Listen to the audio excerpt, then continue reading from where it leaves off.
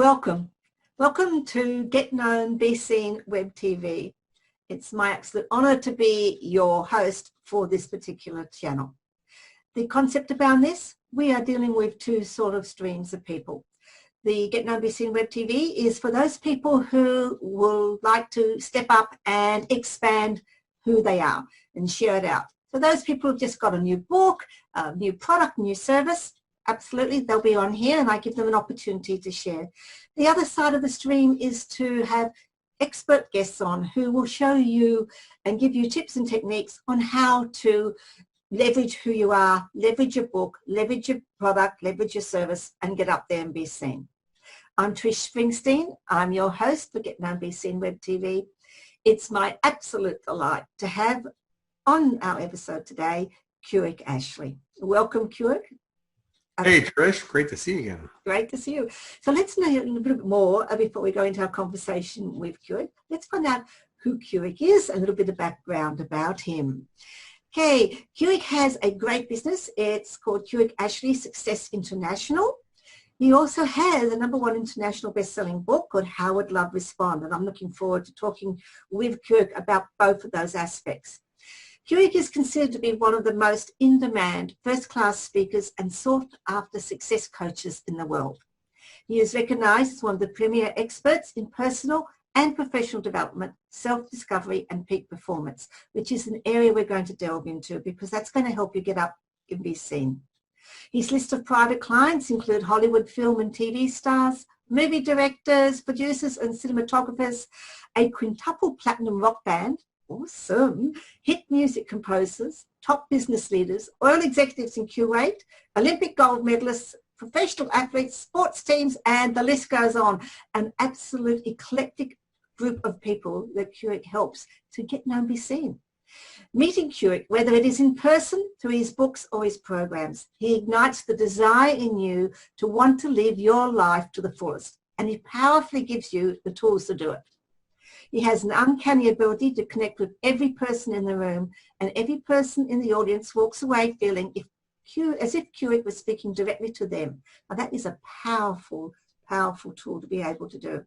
His passionate, raw honesty will take your breath away, and his infinite ability to love will stir the depths of your soul and enable you to realize your greatness. And that's what we're all about on here. As I mentioned, he's the #1 international best-selling author of How Would Love Respond? And within 4 hours of that book being released, it took the #1 spot on Amazon.com for hot new releases and movers and shakers, and #4 on Barnes & Noble. And we're going to come back and delve a little bit more into that because that is one of the reasons that a lot of the authors watching here would like to know how he did that. So welcome, Kurek. Delighted to have you with us.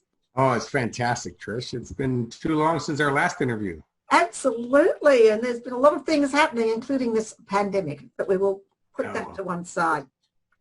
I think my first question for you would be, share a little bit about your journey, just a little bit, and because a lot of what your journey is and where you've come to be here, I think will have quite a few tips in there for people who are maybe just starting out on their journey and can see it's not always easy. It's not a smooth path. It has lots of ups and downs. So if you could just share a little bit about some of those ups and downs with us. Yes, Trish. Well, people will probably pick up right away that my Australian accent sure sounds like it's from Chicago.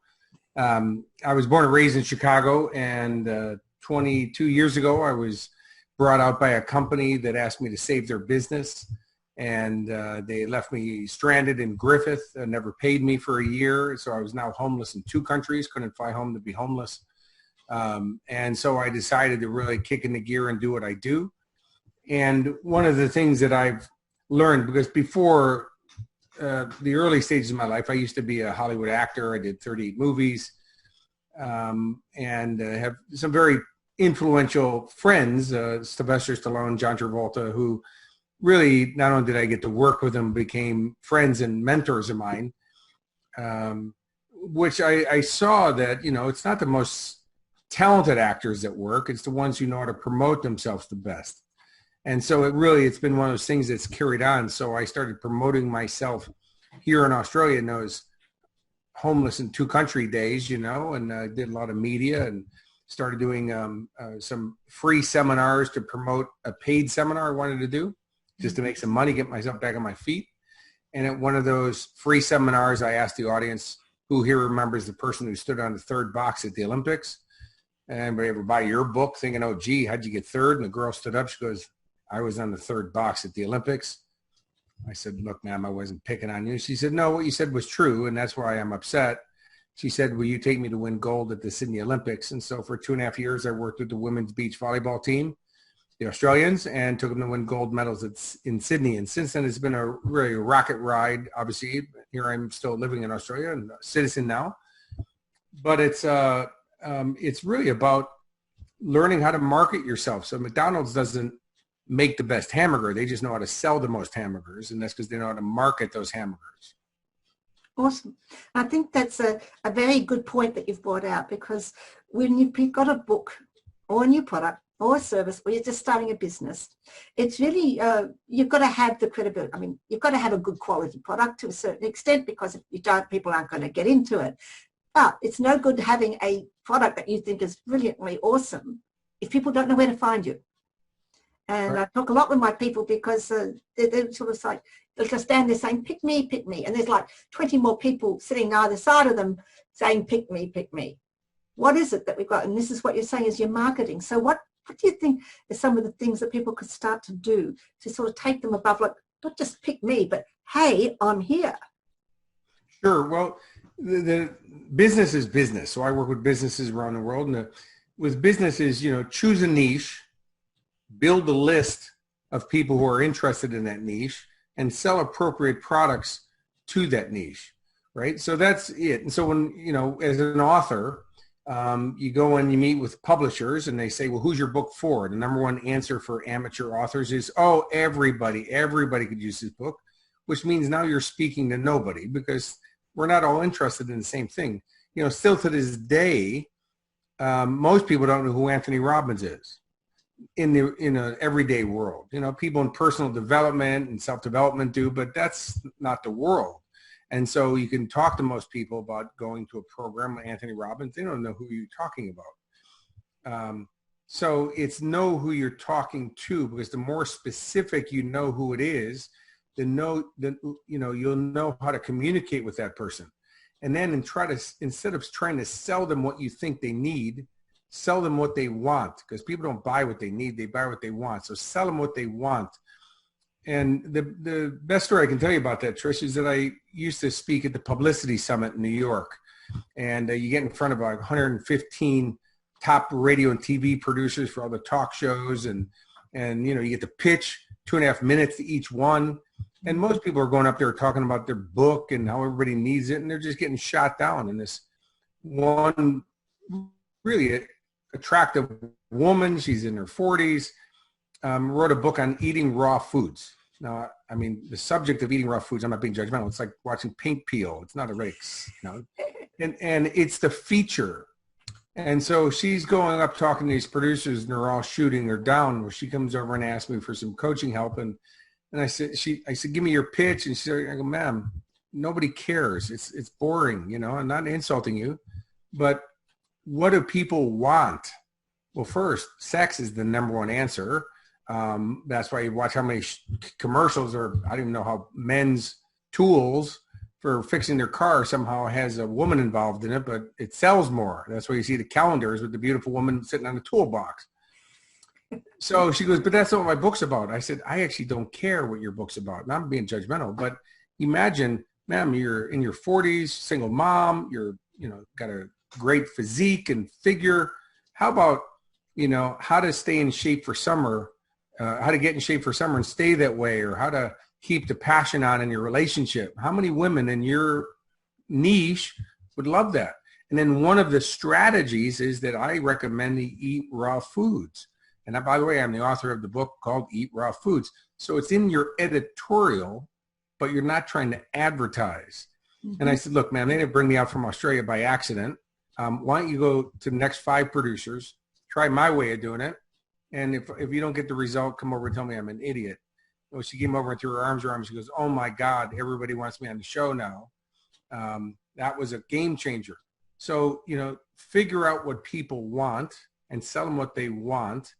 And then, you bring up your book, your product, your service in the editorial of it, not as an advertisement. Because nobody defends against editorial, but they definitely defend against trying to be sold to. Awesome. I think, viewers, if you could take one thing away from this that we've been talking about, take away what Kurek just said, because that is gold. And while it's gold, it's not the easiest of thing for some people to get their head around, is it, Kurek? It can be a big mindset stumbling block. Trish, you said the magic words, and that's mindset. Wherever your head goes, your body follows. So that's why with all my one-on-one clients and all my, and the results that we produced are crazy. Like, I'm in awe. But I always start them with the personal development. And, people go, I don't want the personal development. I just want my business to make money. And I go, yeah, but you are your business. And, by the way, this is a dictatorship, not a democracy. So you will work on the personal development first. Then as their business goes through the roof, they're like, oh, thank you for making me do the personal development. I go, I get it. I understand. So we have to have the correct mindset.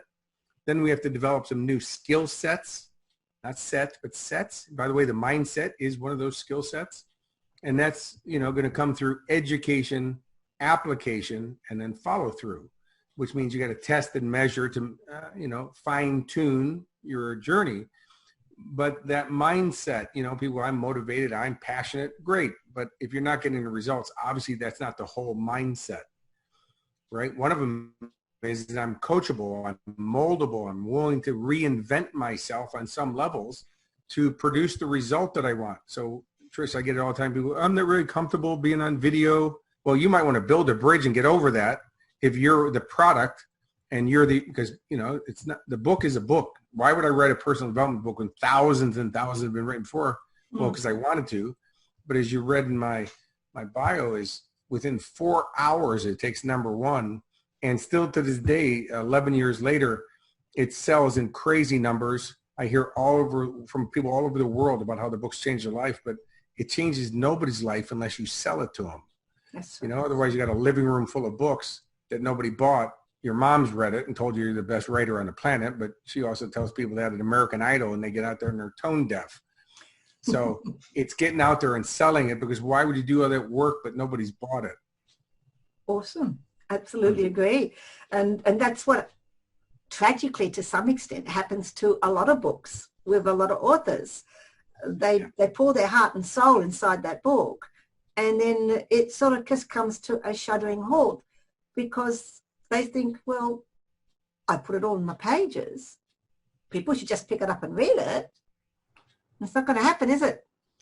No, actually, Robert Kiyosaki's book, Rich Dad, Poor Dad, was a self-published book that no publisher wanted. By the way, if you read it, I mean, I'm not knocking Robert. I know Robert. It's not William Shakespeare. It's pretty basically written, and strategies you can pick up other places. By the way, there is no Rich Dad. It was a story he just created to teach his teachings, right?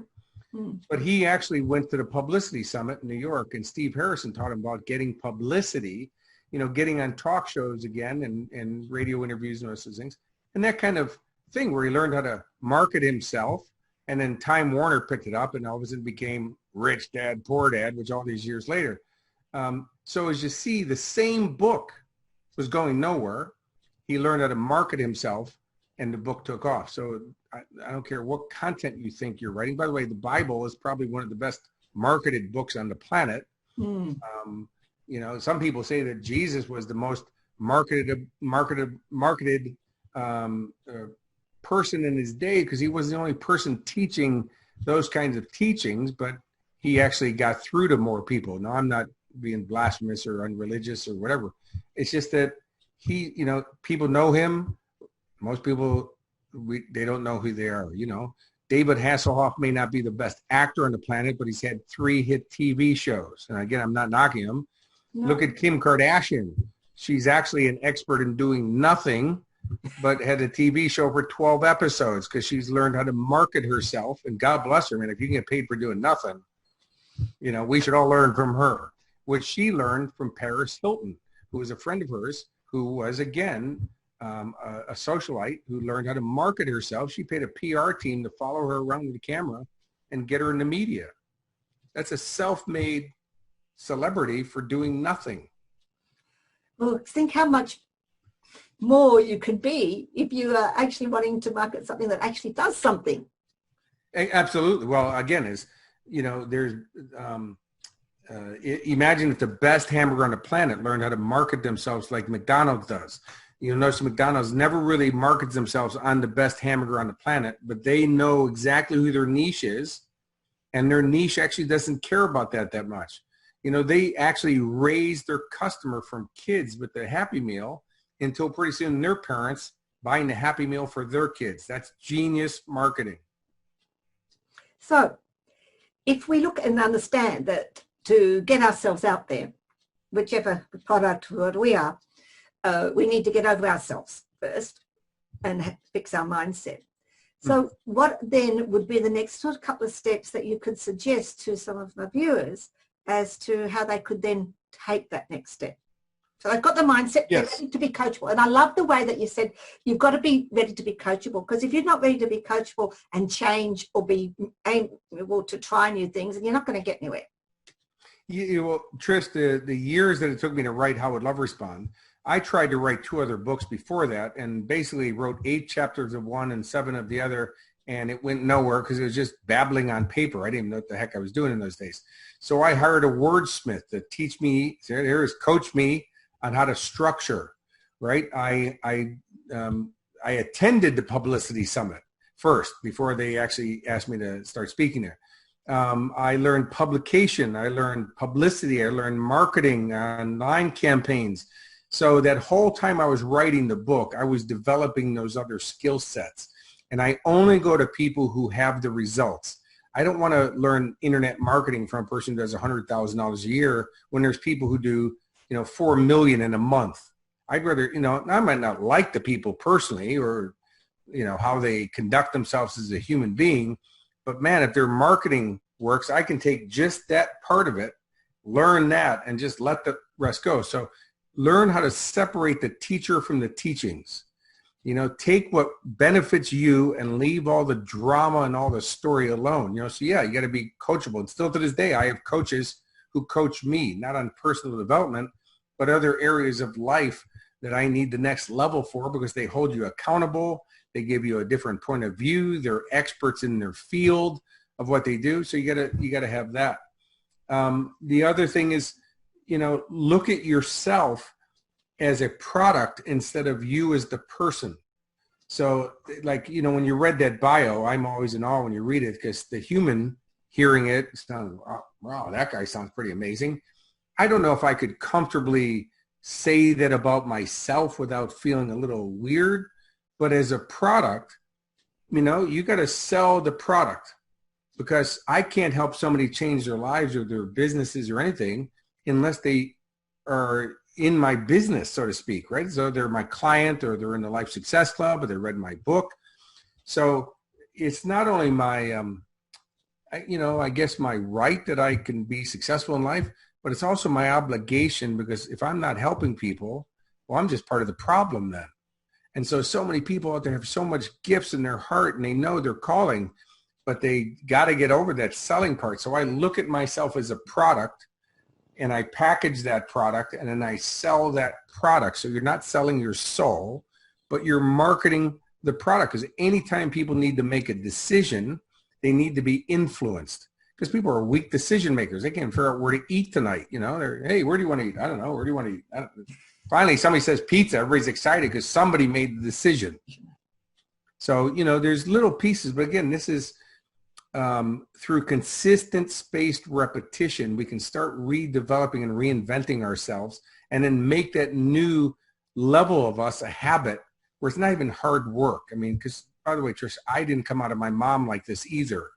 I lived in my car in LA numerous times, sometimes for over a year at a time. So I wasn't always financially successful, and there was other areas of my life, depression and all kinds of different things. But I developed myself because I didn't like the result.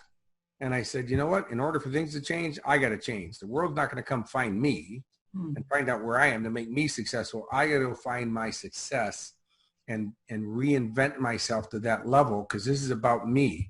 And when you start taking that responsibility, it's crazy what you start producing. And the thousands and thousands of people that I've helped produce crazy results, once they start looking at themselves, not any judgment or there's any fault, it's that the version you are won't produce the new results. You have to reinvent yourself to that next level. Awesome. I think out of that, I can take about 2 or 3 things. Actually, probably heaps if you really listen to this again. But the things that I want to take out of that is accountability. Find a group of people that support you and will push you and pull you, that you can actually rely on and accept what they have to say. And the other thing is that I think is extremely important from that is you have to get over yourself to be able to actually shine that light. And that's something that probably as a culture, Australians have a few problems with. We're very quick to praise other people, but we're not so quick to say, well, hello, you know, I am awesome. I've won this. My book's done this. I have done this. Because you, as you're saying, if you don't do that, no one's going to know, are they? No one's going to know. No, I don't know if the queen actually touching you with the sword on your shoulders is going to happen. And if it does, I still don't know if that makes a difference either. You know, why is she the person who deems you to be somebody worthy?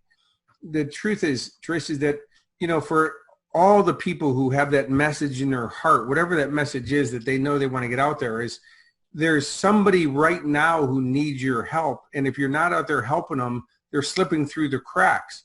Right. And, you know, that you're supposed to be there for them. So, you know, you got to step up to the plate. I mean, I don't know if Martin Luther King really wanted that job either, getting beaten and hosed with fire hoses and police dogs and all that stuff, and even being assassinated.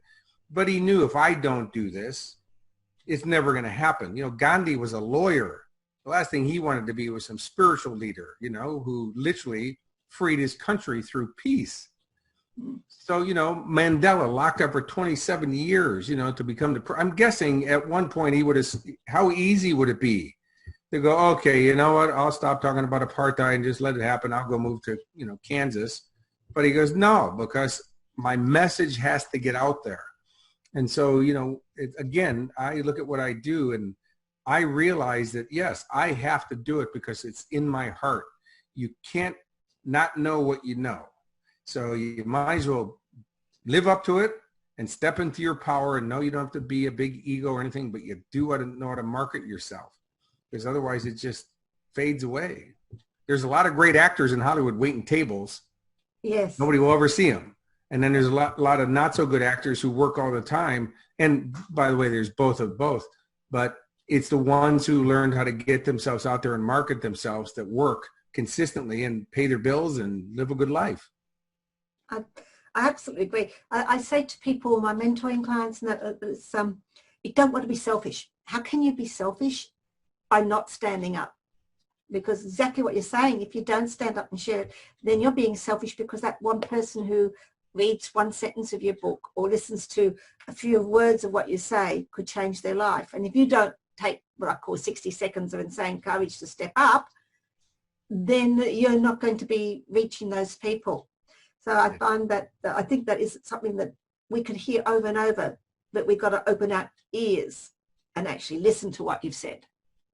Yes. And, you know, Trish, every day I get a Facebook message, a letter, a call, a post, and something where somebody's telling me how much my book has changed their lives. I've been stopped in the airports and, you know, I mean, it's just nonstop these days. And that is the reason I wrote the book. You know, it's wonderful, the money and blah, blah, but it's not really where you get rich.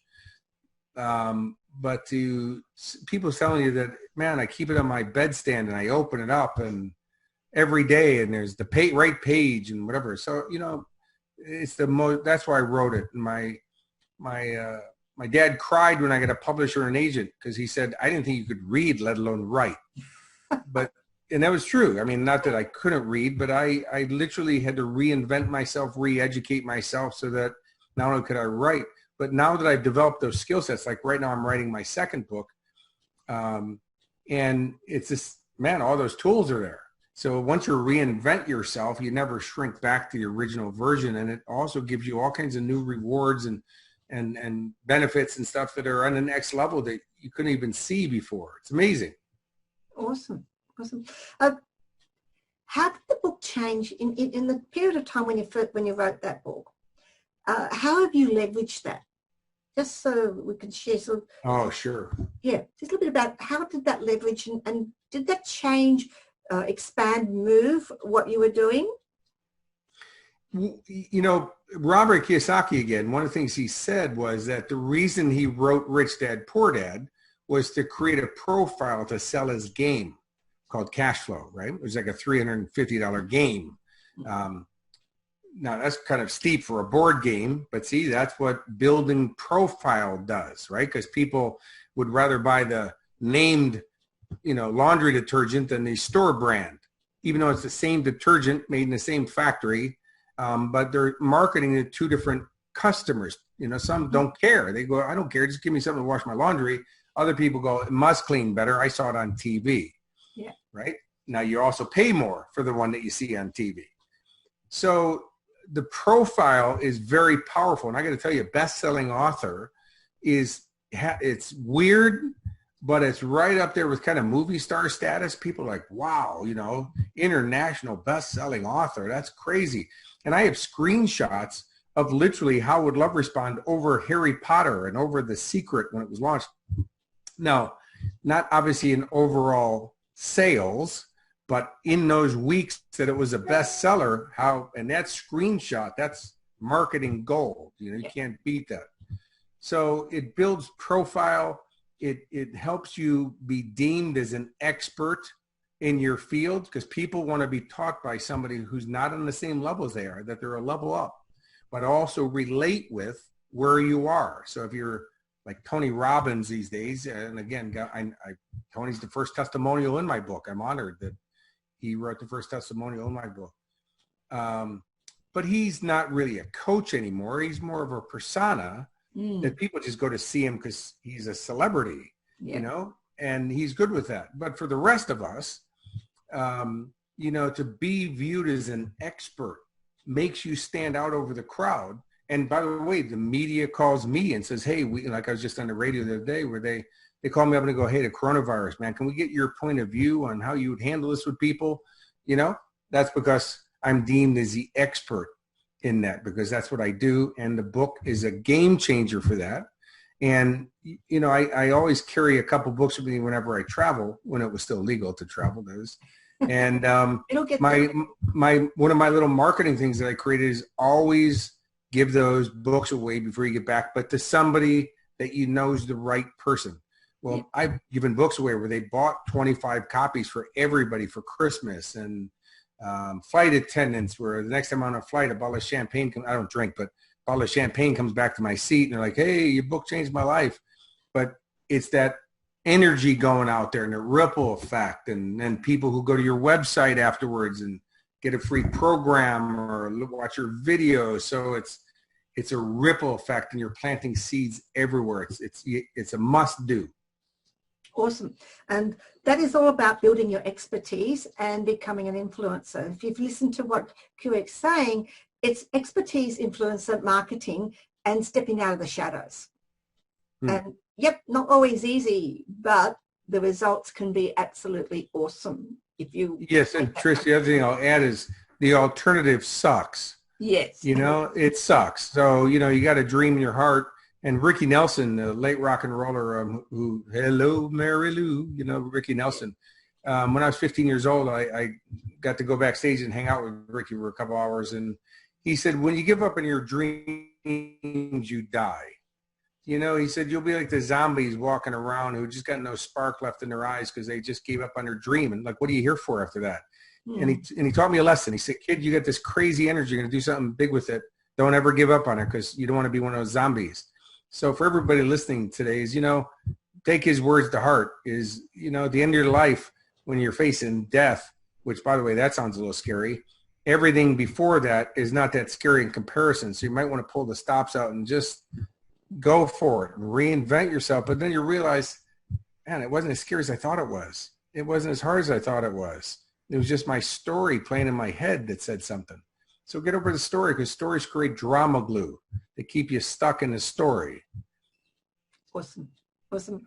I was going to ask you your top 2 tips, but I think you've just given me those top 2 tips. I did. Sorry, I jumped the gun. No, proactiveness. I love it. Awesome, awesome, awesome. Okay. One last question before we sort of start to wrap up, because I can, as I said, I can always sit and talk with you. You have so much to give.